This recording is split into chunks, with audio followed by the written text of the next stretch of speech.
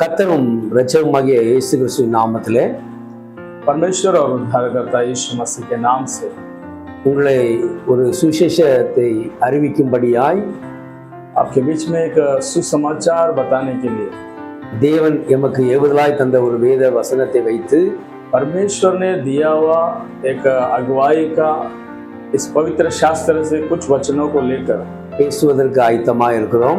हम बताने के लिए बहुत उत्साहित हैं। இது முடிந்து நாங்கள் இணைந்து ஜெபிப்போம். इसके बाद हम आपके लिए प्रार्थना करेंगे।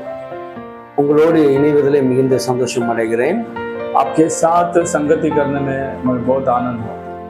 இந்த இரண்டாம் பேதுரு இரண்டாம் அதிகாரத்தில் दूसरा पत्रस और दूसरा अध्याय ஐந்தாம் வசனத்தில் इसका 5वां वचन में பூர்வ உலகத்தை தப்ப விடாமல் जो प्राचीन काल का समय को नहीं छोड़ा, நீதியை பிரசங்கித்தவனாகிய நோவா முதல் सच्चाई को प्रचार किया नूह, 8 பேரை காப்பாற்றி उसके साथ 8 जन को बचाकर அவபக்தி உள்ளவர்கள் நிறைந்த और जो लोग परमेश्वर का भक्ति में नहीं थे உலகத்தின் மேல் ஜலப்பிரகாரத்தை வர பண்ணி संसार में जल प्रलय लेकर आकर, என்ற வேத பகுதி ऐसा ये परमेश्वर का वचन में लिखा है।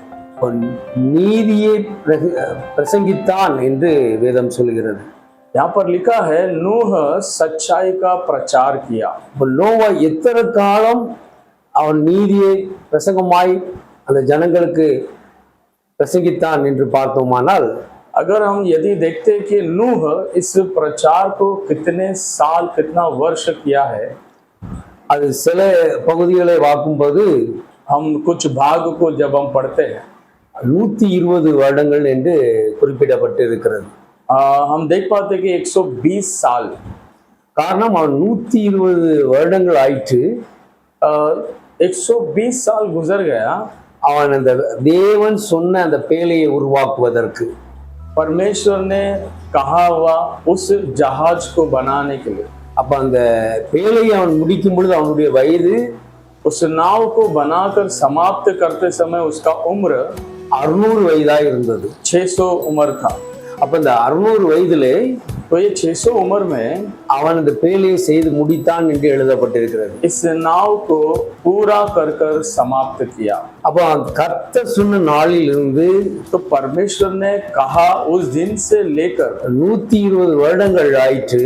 120 साल गुजर गए। அவன் பிரசங்கித்தான் என்று சொல்வதை காட்டிலும் और यदि हम कहते हैं कि वो प्रचार किया, उससे बढ़कर கர்த்தர் சொன்ன காரியத்திலே அவன் செய்து முடிப்பதிலே परमेश्वर ने जो कहा उस बात को करके समाप्त करने में அதுல உற்சாகமாய் செயல்பட்டு கொண்டிருந்ததை பார்க்க முடிகிறது. हम देखते कि वो उत्साहित था उस काम करने में। அதை அவன் மறைவாய் செய்யவில்லை. उस काम को वो गुप्त में नहीं किया, அநேகர் முன்பாக தான் அதை செய்து கொண்டே இருக்கிறான். वहां के सारे लोगों के बीच में उस काम को किया। அப்போ பிரசங்கம் பண்ணுவதை காட்டிலும் तो प्रचार किया, उससे बढ़कर கர்த்தர் சொன்னதை அவர்களுக்கு முன்பாக செய்து கொண்டிருப்பதை பார்க்கிற ஜனங்களுக்கு परमेश्वर ने जो कहा वो कर रहा है, जो लोग देख रहे हैं उनके लिए அது பரியாசமாய் காணப்பட்டது. वो निंदा वैसा काम होने लगा। அவன் அதை குறித்து ஒருபோதும் கவலைப்படவில்லை. वो निंदा के बारे में उसने कभी चिंता नहीं की। அவன் கர்த்தர் சொன்ன காரியத்தை செய்வதில் மாத்திரம் அவன் கண்ணும் கருத்துமாய் இருந்ததை பார்க்க முடியும். नूह वो ध्यानपूर्वक था, केवल परमेश्वर ने जो कहा उस काम को समाप्त करने में। அவன் அதை மறைத்தும் செய்யவில்லை, वो गुप्त में भी नहीं किया, அவன் ஒளித்தும் வைக்கவில்லை. वो उसे छुपा कर भी नहीं रखा। 120 வருடங்கள் அவன் அதை செய்து கொண்டே இருக்கிறான். 120 साल वो कर रहा था। ஜனங்கள் அவனை பார்க்கும் பொழுது लोग उसे देखते समय அந்த நாளிலே மழைங்கிற ஒரு காரியம் நடைபெறவே இல்லை. उस काल में बारिश ऐसा कभी हुआ नहीं। செடி கொடிகள் எல்லாம் பனியினால் வளர்ந்தது. सारे पेड़ पौधे सब कुछ आसमान से जो ओश गिरता था उसके द्वारा वो बड़े होते थे। ஆனா கர்த்தர் சொன்னார் என்கிற ஒரே காரணத்தினாலே लेकिन परमेश्वर ने कहा बस एक कारण के वजह से மழை பொழியும் என்று விசுவாசத்தோடு बारिश होगा करके विश्वास करके உலகத்தை கர்த்தர் அழிக்க ஆயத்தமாய் இருக்கிறார் என்பதையும், इस संसार को मिटाने के लिए प्रभु तैयारी कर रहा है करके जानकर அவன் சுவிசேஷத்தை அறிவிப்பது மாத்திரம் அல்ல, उसने सुसमाचार बताया। कहा इतना ही नहीं, அவர்கள் மத்தியிலே उनके बीच में அதை செய்து கொண்டே இருக்கிறான். वो काम कर ही रहा था। ஆனா பாருங்க, அதை பார்த்தும் உணர்வற்ற ஜனங்களாய் வாழ்ந்தார்கள். लेकिन उस काम को देखते हुए भी, प्रचार को सुनते हुए भी कई सारे लोग उसे नहीं जान पाए। அவர்கள் எல்லோருமே அவபக்தி உள்ளவர்களாய் இருந்தார்கள். वे सारे लोगों के अंदर परमेश्वर का भक्ति ही नहीं था। அதனாலதான் நோவாவுக்கு கர்த்தருடைய கண்களில் தயவு கிடைத்தது என்று எழுதப்பட்டிருக்கு. इसीलिए वचन में लिखा है कि नूह के लिए परमेश्वर के नजर में दया मिला। ஒன்றே ஒன்றுதான், அங்கே வாழ்ந்தவர்களே அவன் மாத்திரமே நீதிமானாய் காணப்பட்டான். एक ही बात है कि इतने जनसंख्या के बीच में केवल नूह एक धर्मी व्यक्ति था। அந்த ஒரு காரணத்துக்காக தான் அவனும் அவன் குடும்பமும் காக்கப்பட்டது. वो एक कारण है कि वो नूह और उसकी परिवार बचाए गए।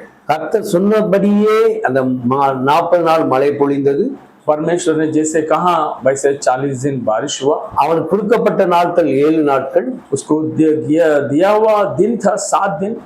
அந்த பேழை செய்து முடித்து उस नाव को बनाकर समाप्त करके அவனுடைய அந்த 600 வயதிலே, उसका 600 साल में கர்த்தர் அவனிடத்துல சொல்கிறார், परमेश्वर ने उससे कहा 7 நாளுக்குள்ளாக 7 दिन के अंदर இந்த உலகத்தை, इस संसार को, அவபக்தி உள்ள மனிதர்களையும் சேர்த்து, सारे जो परमेश्वर का भक्ति में नहीं है, மழையை பொழிய வைத்து தேசத்தை அழிக்க போகிறேன். मैं बारिश को गिरा कर देश को नाश करूंगा। அப்போ உங்கள் குடும்பத்தார் 8 பேரும், तुम्हारा परिवार का 8 जन, மிருக ஜீவங்களை ஜோடி ஜோடியாகவும், और सारे जानवर जो जोड़ी जोड़ी मिलकर ஒவ்வொரு ஜோடியாக பேழையிலே சேர்க்கும்படி சொன்னார். हर एक को नाव में लेके जाने के लिए कहा।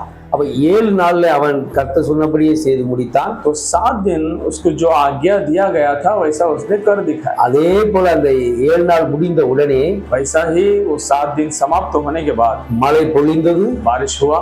40 நாளிலே 40 दिन में அவபக்தியான மனிதர்களும், सारे जो परमेश्वर के भक्त में नहीं थे, மீதியான மிருக ஜீவங்களும், सारे जो धर्मी जानवर लोग थे, எல்லாம் அழிந்தது என்று வேதத்திலே பார்க்கிறோம். वचन में लिखा है सब नाश हो गया। இன்றும் आज भी அநேகர் பிரசங்கம் பண்ணி கொண்டே இருக்கிறார்கள். कई सारे लोग प्रचार कर रहे हैं।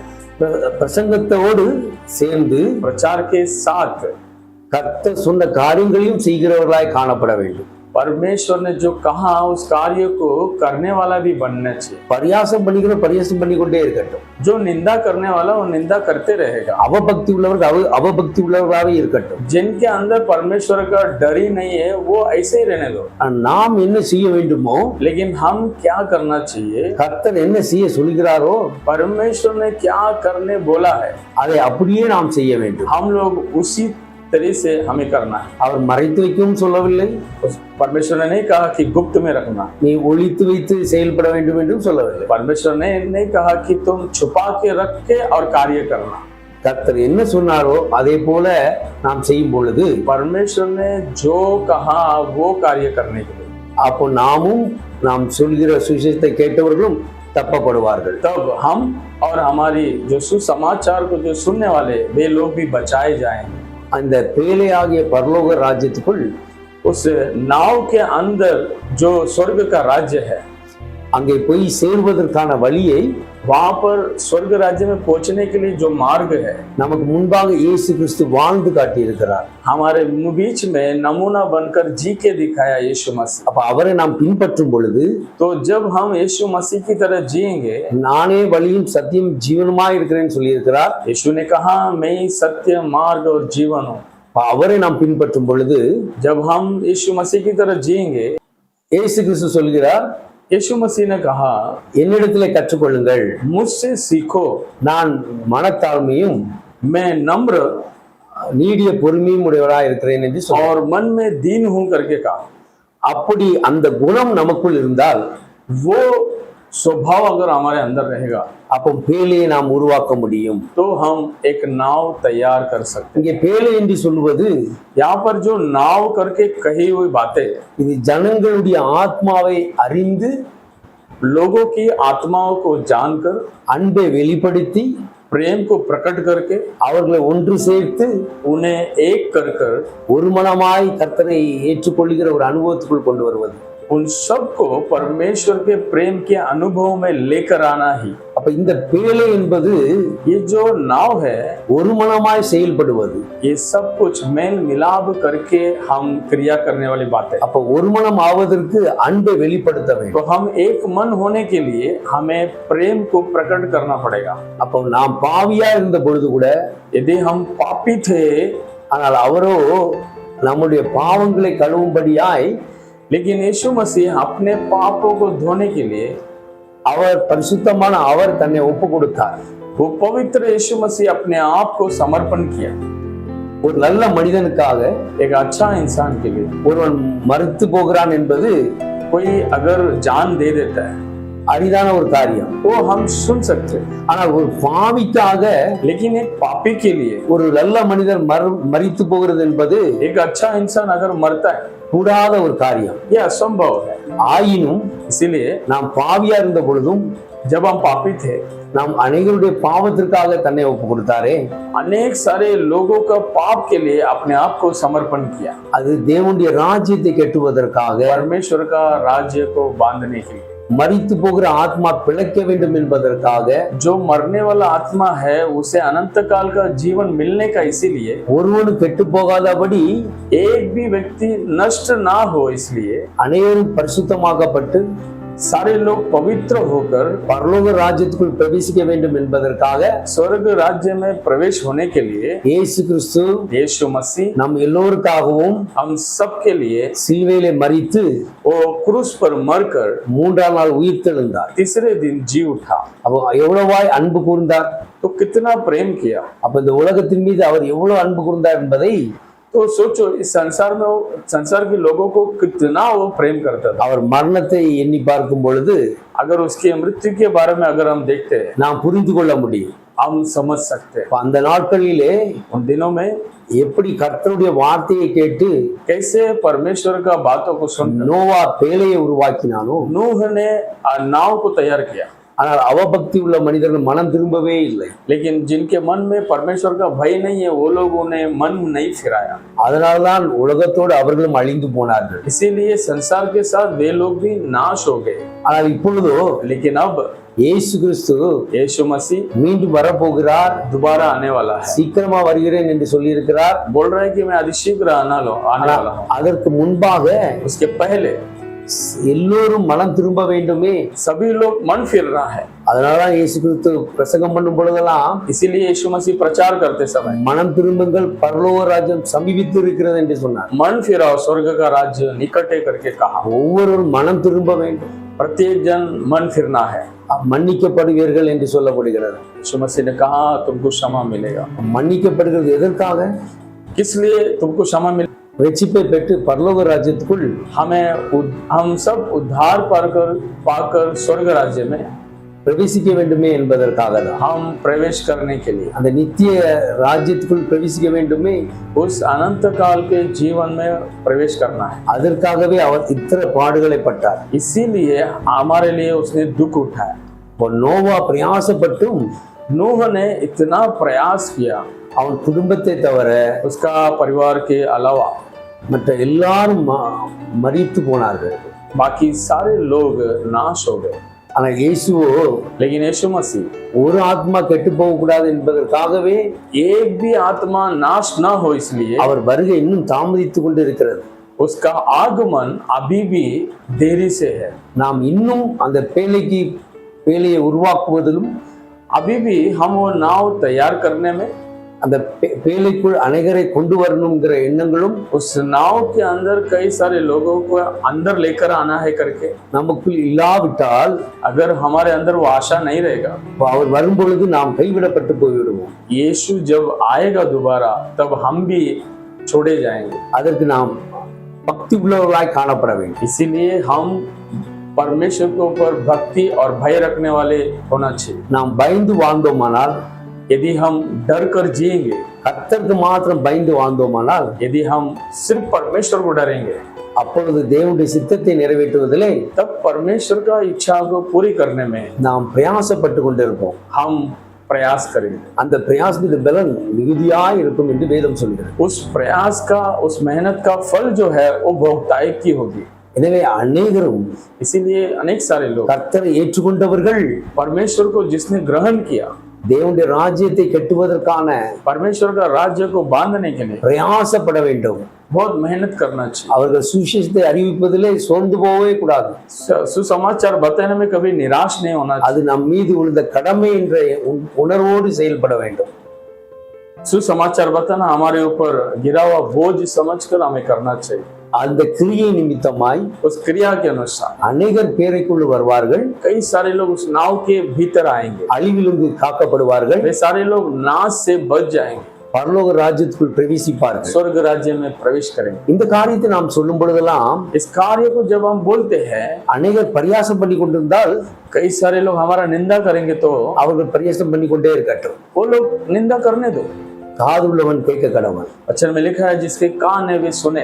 நாம் சொல்லுகிறதை கேட்க காது உள்ளவர்கள் अभी हम लोग जो बोल रहे हैं, जो लोग के पास कान है அவர்கள் மனம் திரும்புவார்கள். वे लोग मन फिराएंगे। பரிசுத்தவான்கள் இன்னும் பரிசுத்தமாவார்கள். जो पवित्र है वे और पवित्र होंगे। துன்மார்க்கன் இன்னும் துன்மார்க்கன் ஆவார். जो अधर्मी है वो और अधर्म के काम करेंगे। யாரை குறித்தும் நாம் கவலைப்பட வேண்டாம். किसी के बारे में चिंता नहीं करना। நோவா எப்படி கர்த்தருடைய வேலையை செய்வதிலே कैसा नूह परमेश्वर का काम करने में பிரயாசப்பட்டு கொண்டிருந்தார்களோ, मेहनत कर रहा था, அதே போல நாமும் वैसा हम भी யாரை குறித்தும் கவலைப்படாமல் किसी के बारे में चिंता न करें। தேவனுடைய சித்தத்தை நிறைவேற்றுவதிலே परमेश्वर का इच्छा पूरा करने में நாம் முழு இருதயத்தோடு हम पूरे मन से செயல்பட்டோமானால், यदि हम क्रिया करेंगे, சொல்வது மாத்திரமல்ல, सिर्फ बोलना उतना ही नहीं, நாம் செயல்படும் பொழுது हम क्रिया भी दिखाएंगे। முடிவிலே நிச்சயமாய் ஒரு பெரிய அங்கீகாரத்தை, अंत में एक बड़ी मुकुट को கர்த்தரிடத்திலே நாம் பெற்றுக்கொள்ள முடியும். हम परमेश्वर से पाएंगे।